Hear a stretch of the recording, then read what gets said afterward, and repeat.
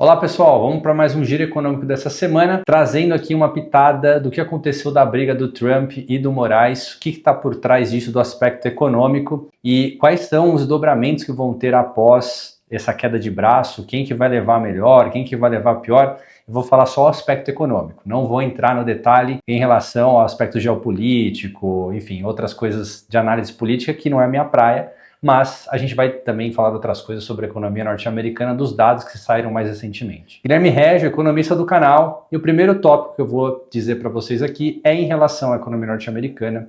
Em especial, vou mostrar alguns dados aqui para vocês nos slides que vão seguir, e aí a gente vai falar um pouco de dívida norte-americana. Primeiro tópico, os Estados Unidos acrescentaram 3,8 trilhões de dívida, além da dívida que já tinham. Essa dívida é o teto que eles têm de limite máximo de gastos. É similar com o que a gente tem aqui no Brasil, a gente tem aquelas metas fiscais para se chegar em cada ano. Os Estados Unidos tem a mesma coisa, precisa passar no Congresso de lá e foi passado um aumento aí de 3,8.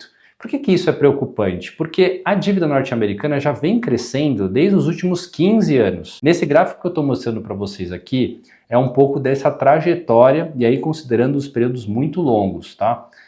Quando a gente vê no gráfico, a gente pode ver que tem desde 1793 até agora, nos tempos mais atuais, uma projeção. Então, agora, a gente está restando aqui, óbvio que a pandemia também ajudou, né, a ter esse déficit um pouco maior, mas a gente está vendo que a projeção é chegar em 2053 com 200% do PIB. Então, isso não é tão preocupante, porque na economia norte-americana, os Estados Unidos pode se financiar emitindo moeda nova para pagar todo aquilo que ele tem, por exemplo, de dívida emitida. Porém, isso tem uma contrapartida. O mundo inteiro vai ficar descrente e o que está acontecendo agora é justamente isso. Nesse outro gráfico aqui eu estou mostrando para vocês os déficits da balança comercial dos Estados Unidos. Porque ao final eu vou dizer por que o Trump fez esse tarifaço, olhando basicamente para esses gráficos aqui. Quando a gente olha também as projeções que tem para frente, a gente vê que a balança comercial norte-americana está sendo muito atacada, né? Então ele está tendo déficit recorrente. O que é basicamente um déficit na balança comercial? É você importar mais do que você exportar. E com isso a gente tem aqui as projeções indicando que esses dados eles sempre vão aumentar mais, né? Em especial até 2033 aqui, que é a projeção que se leva a cabo esse gráfico. Então, como a gente pode ver nessa notícia, o Trump ele teve também um revés em relação à Moody, que rebaixou a nota de crédito dos títulos norte-americanos, as Treasuries. Então saiu de um título extremamente conservador, um rating ali de AAA, né, para um rebaixamento. Também tiveram um aumento, tá, dessas taxas aqui no curto prazo. Então quando a gente está olhando esse gráfico aqui, em especial ali a partir do dia 28 de abril, a gente percebe que teve um descolamento tanto das Treasuries de 20 para as Treasuries também de 30 anos. Né? Então a gente pode ver que teve o maior patamar aqui desde 2023. Tá? Por quê? Teve esse rebaixamento. Então quando acontece esse tipo de coisa, todos os agentes do mercado eles vão querer um spread maior ali pelo risco maior. Né? Uma vez que você não tem um rate de crédito tão bom, você exige um pagamento maior para que você compre esse título. E é isso basicamente o que está acontecendo. Agora, o que o Trump fez, basicamente, olhando essas variáveis aqui para reverter isso tudo? Criação de duas coisas muito importantes. A primeira é o Doge, né, que é aquela variável que ele tem ali junto com o Elon Musk para gerar eficiência. Tanto privatizações, como teve a notícia mais recente agora do Trump, que ele quer privatizar o Fannie Mae e o Freddie Mac, que são duas agências hipotecárias muito grandes dos Estados Unidos, e também fazer com que a gente tenha, né, lá ali com Elon Musk, toda essa parte de privatizações, de cortes, né, de gastos públicos, para que ele gere, por exemplo, menores déficits no futuro. Até agora a gente não teve grandes variações em relação a isso. A gente espera que até o final do mandato dele a gente tenha, né, uma maior previsibilidade nessa variável. E a outra coisa que a gente tem também é os aumentos das tarifas que a gente já falou aqui de maneira incessante com vocês, especialmente nos vídeos, já destrinchei os impactos das tarifas, e há muitos economistas que já falam que as tarifas podem voltar a patamares anteriores ao início da guerra tarifária. Uma porque não deu certo, né? Então todos os países que foram severamente atacados, os PIBs acabaram se reduzindo, a China também está com dados em abril muito piores do que vinham reportando até então nos 2 primeiros meses do ano, tá? Em especial de janeiro e fevereiro. E aí, com todo mundo perdendo, obviamente tem que ser revista algumas coisas e provavelmente as tarifas vão ser revistas nesse curto prazo, voltando para os patamares que a gente tinha anteriores e voltando para uma normalidade, tanto que os mercados até já estão operando, considerando esse cenário mais base, voltando, o S&P, que nem eu comentei no vídeo anterior também. Então todos esses patamares já estão voltando a uma certa normalidade, os spreads de crédito norte-americano voltando a patamares mais saudáveis. E o que espera que vai acontecer também é a minha humilde opinião, também acredito que vai voltar. E uma terceira frente que eu quero falar com vocês agora é essa guerra de braço que está acontecendo entre o Trump e o Moraes. O que está por trás disso economicamente? Tá? Não vou falar do aspecto político e nem geopolítico, eu não tenho gabarito para falar sobre essas questões.